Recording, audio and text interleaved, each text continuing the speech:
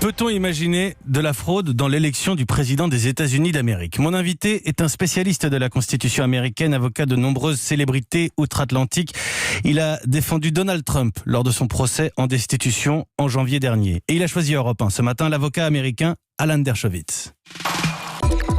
Le tête-à-tête. Mathieu Béliard. Bonjour Alan Dershowitz.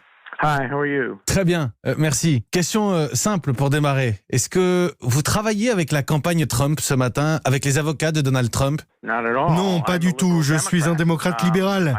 J'ai juste travaillé avec le président Trump sur sa procédure de destitution que je pensais être anticonstitutionnelle. Mais en général, je suis un démocrate. J'ai travaillé avec Al Gore il y a 20 ans. Donc je ne suis pas un républicain. Je n'ai pas du tout travaillé avec l'équipe de campagne de Donald Trump. Bush-Gore, il y a 20 ans, justement. On se rappelle des bulletins à recompter. Ça peut durer longtemps, Alan Dershowitz. On va aller jusqu'à la Cour suprême ? C'est possible, ça dépend du vote en fait. Si la Pennsylvanie est le scrutin crucial, ce qui ne semble pas être le cas, mais si c'est le cas, alors les républicains auront des arguments pour saisir la Cour suprême et pour faire annuler des votes qui sont arrivés après leur limite.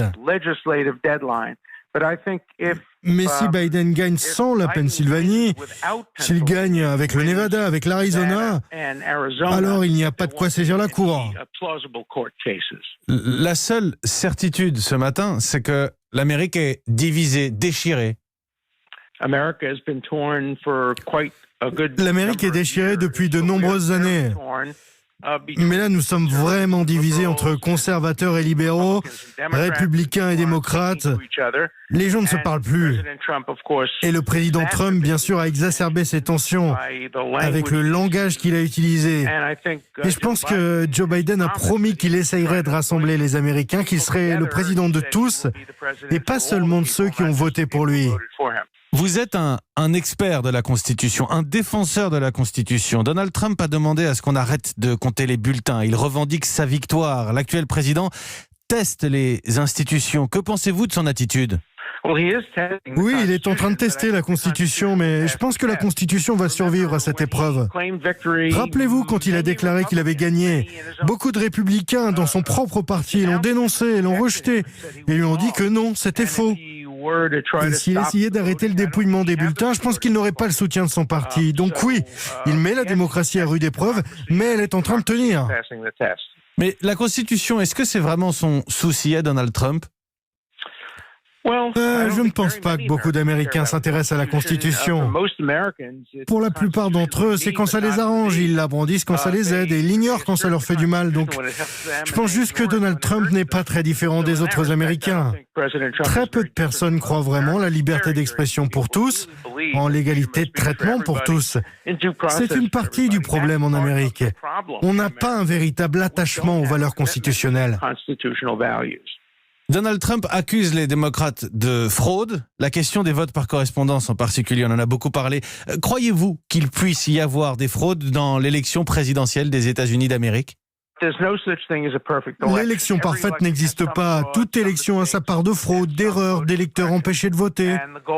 Le but, c'est de minimiser la part de personnes empêchées de voter, quitte à accepter un peu de fraude. Mais je ne vois pas beaucoup de preuves de fraude dans cette élection.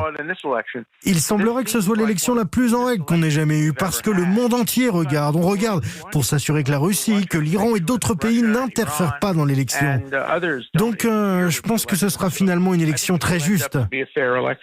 Je vais juste rappeler à nos auditeurs que vous vous présentez volontiers comme un démocrate, même si vous avez travaillé avec Donald Trump. Est-ce qu'à vos yeux, son combat est légitime, ou est-ce que ce matin, vous demandez à Donald Trump d'être raisonnable ? Eh bien, je peux faire les deux. Je lui demande d'être raisonnable, bien sûr, mais être raisonnable veut dire qu'on peut saisir la Cour. Je pense que le plus important, c'est que s'il perd son jugement à la Cour, il doit accepter sa défaite, accepter une transition paisible et rendre le pouvoir s'il perd. Et j'attendrai de ça de n'importe quel candidat. Donc oui, il peut se battre, mais à la fin, il faut qu'il se soumette aux décisions de justice.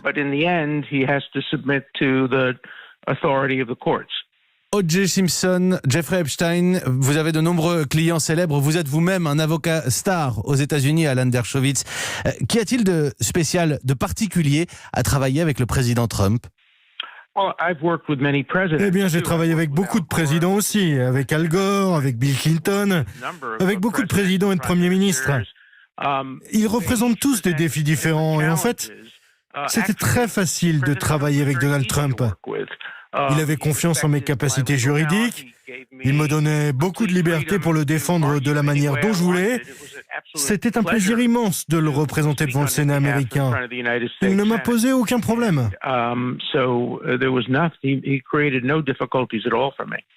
Une dernière question constitutionnelle. Quel que soit le résultat de l'élection, que peut faire Donald Trump dans les 2 ou 3 mois qui nous séparent de la fin de son mandat? Je pense en particulier à l'international. C'est le Commander-in-Chief, Donald Trump. Est-ce qu'il a une marge de manœuvre? Bien, j'espère qu'il profitera des 2-3 mois pour renforcer le processus de paix au Moyen-Orient. Je crois qu'il a dit qu'il pourrait ramener 7 ou 8 ou peut-être même 10 nouveaux pays dans ces accords de paix. Peut-être qu'il peut pousser pour 2 États dans la crise palestinienne. Je pense qu'il peut faire beaucoup de choses en 2 mois. Mais vous ne craignez pas cette période en particulier? Je ne la crains pas. Tout le monde doit faire attention, mais nous avons des contre-pouvoirs. Le président seul n'a pas le pouvoir de faire ce qu'il veut. Et le Congrès, la Chambre des représentants sera toujours sous le contrôle des démocrates. Donc, ce n'est pas quelque chose que je crains. Je sais que beaucoup de gens... Oui, mais pas moi. J'ai espoir qu'il utilise ces 2-3 mois de manière très positive. Est-ce que c'est la démocratie américaine qui est à l'épreuve, qui est en jeu? La démocratie américaine est toujours à l'épreuve. La lutte pour la démocratie n'est jamais finie. Je me souviens des défis des années 60. Je me souviens des défis du McCarthyisme. Nous avons toujours réussi et la démocratie américaine va survivre. L'avocat Alan Dershowitz dans le Tête-à-Tête Europe Matin, l'un des avocats de Donald Trump lors de son procès en destitution, l'impeachment, un expert de la Constitution. Ce matin, une analyse, un regard. Merci d'avoir choisi Europe 1 ce matin. My pleasure, thank you.